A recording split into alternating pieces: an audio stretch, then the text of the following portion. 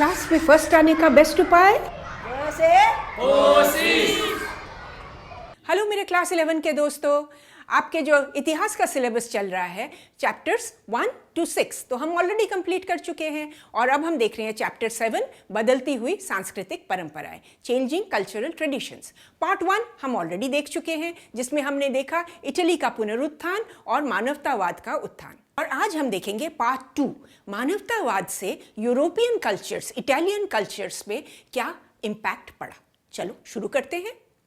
मानवतावाद, जैसे मैंने आपको उस दिन बताया था, जरा सा याद करो, ह्यूमैनिटीज या मानवतावाद ने क्या कहा था। उन्होंने कहा कि एक इंसान केवल अपने प्रोफेशन से नहीं जाना जाना चाहिए। एक इंसान वकील हो सकता है, वैज्ञानिक हो सकता है, चिकित्सक हो सकता है, साहित्यिक हो सकता है, पर उसके बड़े सारे और भी तो रुचि हो सकते हैं। सपोज एक इंसान वैज्ञानिक है पर वो साथ साथ उसमें स्कल्पचर में रुचि रख सकता है, डिप्लोमेसी में रुचि रख सकता है, दर्शन शास्त्र में रुचि रख सकता है। अपना प्रोफेशन प्लस अपनी सारी रुचियों को लेकर बनता है एक संपूर्ण मानव। हमने देखा था पाडुआ और बोलोनिया, ये दो शहर बड़े फूलते फलते व्यापारी शहर थे और इनमें स्टार्ट हुई विश्व की पहली यूनिवर्सिटीज़। उनको देखकर बड़ी सारी और यूनिवर्सिटीज़ भी खुल गई। अब बड़े सारे लोग जाने लगे यूनिवर्सिटीज़ में पढ़ने के लिए। पढ़ेंगे तो सीधा जॉब मिल जाएगा, ये तो बहुत इंपॉर्टेंट था। पर यूनिवर्सिटीज़ में पढ़ेंगे उसके लिए किताबों की भी तो ज़रूरत थी, पुस्तकों की भी तो ज़रूरत थी। और उन दिनों में, पुराने दिनों में पुस्तकें होती थी हैंड रिटन। इनको एक किताब लिखने में कोई 6 महीने, 7 महीने और कभी कभी तो साल भर भी निकल जाता था। तो आप सोचो कितनी पुस्तकें बनती होंगी। और ये पुस्तकें इतनी कीमती थी कि ये केवल पादरी वर्ग और अमीर वर्ग के पास पहुंचती थी। अब क्या हुआ, 12th सेंचुरी में वेनिस के ट्रैवलर मार्को पोलो इटली से एकदम चाइना तक चले गए और उसके बाद इटली और चाइना, मंगोलिया तक एक ट्रेड रूट एस्टैब्लिश हो गया जिसका नाम था रेशम पथ या सिल्क रूट। जब मार्को पोलो वहाँ पहुँचे उन्होंने बड़ी सारी चीज़ें देखी, बारूद, चीनी मिट्टी के बर्तन, चाय, इतनी सारी सुंदर चीज़ें देखी। पर उनको सबसे मज़ा आया देखकर कि लकड़ी के तख्ती पर वो कुछ फिगर्स, नंबर उभारते थे, अल्फ़ाबेट उभारते थे और उस पर इंक लगा के पेपर पे मारते थे। बहुत सारे छपी हुई कागज़ एक साथ करके किताबें बन जाती थी। वो ऐसी तख्तियाँ लेकर वापस ले आए इटली में और फिर किया था, किताबें फटाफट छपने लगी। तख्ती बनाओ, रंग लगाओ और किताब छपो। सन 1455 में जर्मनी के जोहानिस गुटेनबर्ग ने विश्व का पहला छापाखाना खोला जहां वो मशीन से छापने शुरू किया उन्होंने। देखो इसको कहते हैं गुटेनबर्ग मशीन और ऐसे काम करता था वो। और सबसे पहली किताब छपी बाइबल और उसके बाद हर किस्म के किताब छपने लगे। जितने भी ह्यूमैनिटीज़ के सब्जेक्ट हैं सब पे किताब छपने लगे। लोगों के हाथ में किताब आ गए, विद्या बहुत प्रसार होने लगी, लोग काफ़ी एडुकेटेड हो गए, आलोकीकृत हो गए। वो आलोचना करते थे, डिबेट करते थे, डिस्कशन करते थे और इससे इन सब सब्जेक्ट्स का और भी विकास होने लगा। पर आप कहीं ये तो नहीं समझ बैठे कि इटली और यूरोप के सब लोगों का विकास हो रहा था? नहीं, सब लोगों का नहीं हो रहा था। जो स्त्रियां थी उनको पढ़ाई लिखाई से दूर रखा जाता था क्योंकि सोचा जाता था इनका काम है, बड़ी होंगी, शादी करेंगी, घर बार संभालेंगी, यही तो काम इनका है। तो उनको पढ़ने नहीं दिया जाता था। स्त्रियों को शादी के टाइम पर उनको अच्छा खासा दहेज दिया जाता था। पति दहेज लेकर अपने बिजनेस में लगा देता था, स्त्री का बिजनेस में कोई रोल नहीं था। इससे तो बेटर था 1000-1200 साल पुरानी इटली, जहाँ जो लेडीज़ थी वो सब इंडिपेंडेंट बिजनेस एंटिटीज़ खोल सकती थी, वो सब अपना टैक्स अपने आप खुद भरती थी। और अब क्या हुआ, इतने दिन आके इतना आलोकीकरण हुआ पर लेडीज जहाँ एकदम अंधकार में जहाँ थी वहीं रही। और जो परिवार में अपनी बेटियों के लिए वो दहेज जुटा नहीं पाते थे वो अपनी बेटियों को ननरी में भेज देते थे, मठ में भेज देते थे ताकि वो भिक्षुनी बनकर अपनी ज़िंदगी जिए। कुछ लेडीज़ तो जाना भी चाहती थी भिक्षुनी बनने के लिए क्योंकि भिक्षुनियों को पढ़ने लिखने दिया जाता था, ज्ञान प्राप्त करने दिया जाता था। हालांकि एक मोस्टली रिलीजियस ज्ञान ही था, फिर भी पढ़ने लिखने दिया जाता था। पर जो कामकाजी औरतें थीं उनका हिसाब दूसरा था। वो अपने पति के साथ मिलकर बिजनेस करती थी या खुद अपना भी कोई बिजनेस संभालती थी। अब हम देखेंगे मानवतावाद का प्रभाव आर्ट्स पे, कला पर। पहले भी तो लोग ड्राइंग करते थे, पेंटिंग करते थे, स्कल्पचर बनाते थे, ये तो हमेशा हमेशा ही बनाते आ रहे हैं। पर मानवतावाद से क्या फ़र्क आया? इटली के शहरों में जो यूनिवर्सिटीज़ खुल रही थी, वहाँ लोगों को लगा कि हमें अपनी पुरानी संस्कृति के बारे में और जानकारी लेनी है और कुछ जानना है।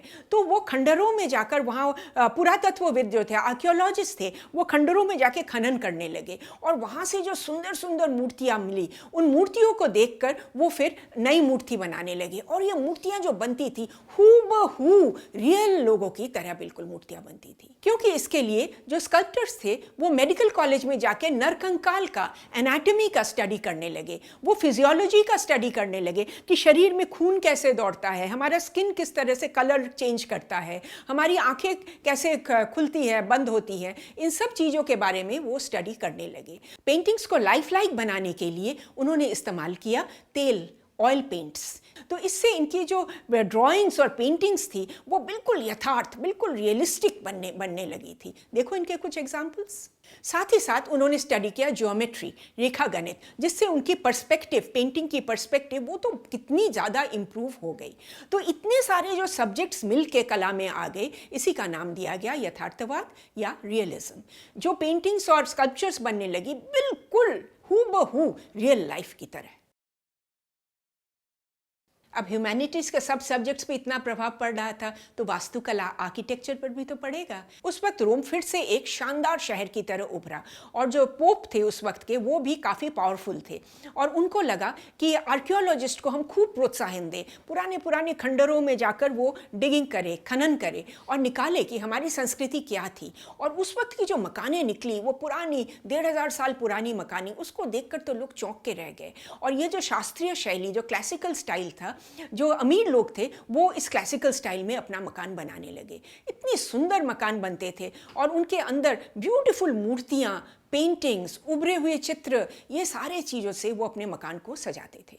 केवल घरों में ही नहीं, बड़े बड़े बिल्डिंग्स में भी ये हो रहा था। ये देखो, ये है फ्लोरेंस का कैथीड्रल, इसके अंदर देखो, देखो क्या ब्यूटीफुल फर्श है। और ये है वेनिस के शासक का महल और इसके अंदर देखो कितना सुंदर है।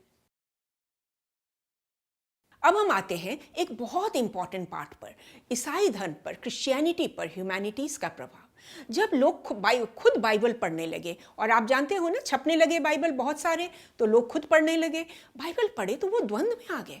उन्होंने कहा बाइबल में तो लिखा हुआ है ईसाई धर्म एक बड़ा सिंपल धर्म है, सिंपल लाइफ जियो और गरीबों की सेवा करो। पर आज का ईसाई धर्म तो कुछ और ही बन गया है, क्योंकि तब पादरी वर्ग आलीशान महलों में रहते थे, बड़ी अच्छी जिंदगी जीते थे और गरीब लोगों से हर चीज़ में पैसे वसूलते थे। हर प्रेयर के लिए, हर पूजा के लिए खूब सारा दान लेते थे गरीब लोगों से। तो जब लोगों ने वो पढ़ा, उनके मन में बड़ा द्वंद्व आने लगा। और उस समय इंग्लैंड में सर टॉमस मोर और हॉलैंड में इरास्मस इनाम के विद्वानों ने कहा कि ये गलत बात है, हमें पुराने ईसाई धर्म को अपनाना चाहिए, जहाँ सिंपल लाइफ और गरीबों की सेवा यही इम्पॉर्टेंट चीज़ है।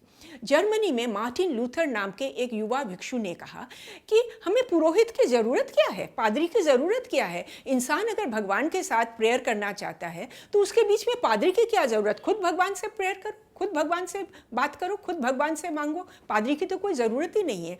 उन्होंने लोगों को कहा पढ़ाई लिखाई सीखो, ज़्यादा से ज़्यादा बाइबल खुद पढ़ो और खुद देखो, पादरी को बीच में लाने की कोई ज़रूरत नहीं। गरीब लोग तो बड़े खुश हो गए, क्योंकि पादरी हर काम के लिए उनसे मोटा दान निकालते थे, हर बात पे एक मोटा सा टैक्स लेते थे उनसे। तो गरीब लोग बड़े खुश हो गए और बड़े व्यापारी भी खुश हो गए, क्योंकि उन्हें पादरी को बहुत सारा दान भी देना पड़ता था, वो भी खुश हो गए। वो सब उन्होंने सब बंद कर दिया। अब पादरी वर्ग कहाँ जाए? वो राजा के पास गए और राजा ने इस विद्रोह को खूब दमन किया, वो पादरी के साथ मिलकर। लेकिन लोगों में ये डिमांड बनी रही कि हमें आमूल परिवर्तन चाहिए, हमें परिवर्तन चाहिए ही चाहिए। तो ये जो नया धर्म उन्होंने स्टार्ट किया मार्टिन लूथर ने, इसका नाम था प्रोटेस्टेंटिज्म। स्विट्ज़रलैंड में ज़्विंगली और जर्मनी में कैल्विन नाम के विद्वानों ने इस धर्म को अपनाया और उन्होंने खूब इसको स्प्रेड किया। और इंग्लैंड में तो इंग्लैंड के राजा जो थे वो तो कैथोलिक चर्च से हट के अलग हो गए और उन्होंने चर्च ऑफ इंग्लैंड स्थापित किया, जिसके लीडर वो खुद ही थे। अब जब इतना कुछ हो रहा था, कैथोलिक धर्म कहाँ चेंज नहीं करके रह सकती थी, उनको भी अपने अंदर थोड़ी थोड़ी चेंजेस लानी पड़ी। एक भिक्षु थे स्पेन के, इग्नेशियस लोयोला, उन्होंने कहा कि कैथोलिक धर्म में रहकर भी हम गरीबों की सेवा तो कर सकते हैं ना। तो उन्होंने स्टार्ट किया सोसाइटी ऑफ जीसस, और उनके जो फ्रेंड्स थे, उनके जो साथ में जो भिक्षु थे, उनके नाम हुए जेसुइट। इनका काम था देश देश में जाना और गरीबों की सेवा करना। ये सब जो परिवर्तन हो रहे थे, इनको एक बहुत ज़्यादा एनर्जी, ऊर्जा मिली साइंटिफिक डिस्कवरीज से। सबसे पहले निकोलाई कोपरनिकस ने बताया कि ब्रह्मांड जो है, इसके ये सूर्य के चारों तरफ सारे ग्रह घूमते हैं। पहले ईसाई धर्म का बहुत बोलबाला था, और ईसाई धर्म मानता था कि ब्रह्मांड के बीच में है पृथ्वी, उसके चारों तरफ सारे ग्रह घूमते हैं। सूर्य भी पृथ्वी के चारों तरफ घूमता है, पृथ्वी घूमती नहीं है, हिलती नहीं है, क्योंकि यह पापों के बोझ से दबी हुई है। पर जब निकोलाई कोपरनिकस ने ये निकाला, वो तो डर के मारे उन्होंने बताया ही नहीं किसी को, क्योंकि उनको लग रहा था ईसाई धर्म वाले उन पर बहुत नाराज़ हो जाएंगे। उनके डेथ के बाद उनके जो फॉलोअर थे जोआकिम रेटिकस, उन्होंने इसको पूरे पब्लिक के सामने लाए, और 200 साल तक तो हंगामा होता रहा। जोहान केपलर ने किताब लिखी कॉस्मोलॉजिकल मिस्ट्रीज, जिसमें उन्होंने सारे खगोल के बारे में बताया, और उन्होंने ये कहा कि बिल्कुल निकोलस कोपरनिकस ने बिल्कुल सही बात बताया है। गलीलियो ने भी इसी बात को माना। उनकी किताब द मोशन, फिर उन्होंने वो टेलीस्कोप बनाया और उससे दिखा दिया कि किस तरह से सारी ब्रह्मांड गतिशील है। और अगले सेंचुरी तक आते आते हम देखते हैं कि आइजैक न्यूटन ने ग्रेविटी का डिस्कवर किया। 1662 तक इतनी सारी डिस्कवरीज हो रही थी, साइंटिफिक डिस्कवरीज एक के बाद एक, कि लंदन के रॉयल सोसाइटी ने एक एग्जीबिशन खोल दिया कि जहां हर क्यूरियस व्यक्ति आकर देख सकता था कि कितनी प्रोग्रेस हो रही है, नई नई चीज़ें क्या हम जानकारी प्राप्त कर रहे हैं। और इस सारे जो डिस्कवरीज थे सब एक साथ मिलकर आगे जब बढ़ी, तब हम आ गए आधुनिक युग की तरफ, जहां इंडस्ट्रियल रेवोल्यूशन से आधुनिक युग का शुरू हो गया। तो बच्चों, मानवतावाद का हमने क्या देखा कि हर इंसान का एक पब्लिक लाइफ होता है जो है हमारा प्रोफेशन, और एक होता है पर्सनल लाइफ जो होता है हमारी रुचियाँ, हमारी इच्छाएं, हमारी डिज़ायर्स, हमारी जानकारी लेने की इच्छाएं। ये दोनों मिलके बनता है एक पूरा मानव। और जब हम पूरा मानव बनते हैं, तब हम अपने चारों तरफ जो पूरी दुनिया है, इस पूरी दुनिया के हर तरह से हम इसकी रुचि ले सकते हैं। तो ये रहा आपका सारांश। जैसे मैं आपको हमेशा कहती हूँ, आप इतिहास को बिल्कुल नहीं रटना, आप इसको कहानी की तरह देखो, मेन पॉइंट्स को याद रखो, अपने शब्दों में लिखो, आपको बढ़िया से बढ़िया नंबर मिलेंगे। और आप हमारे सारे मीडिया में जुड़ गए हो ना, क्योंकि इसमें हम रोज़ एक अच्छा पोस्ट डालते हैं। आपको अच्छा लगा, हमें तो कितना अच्छा लगेगा। Thanks for watching. कोशिश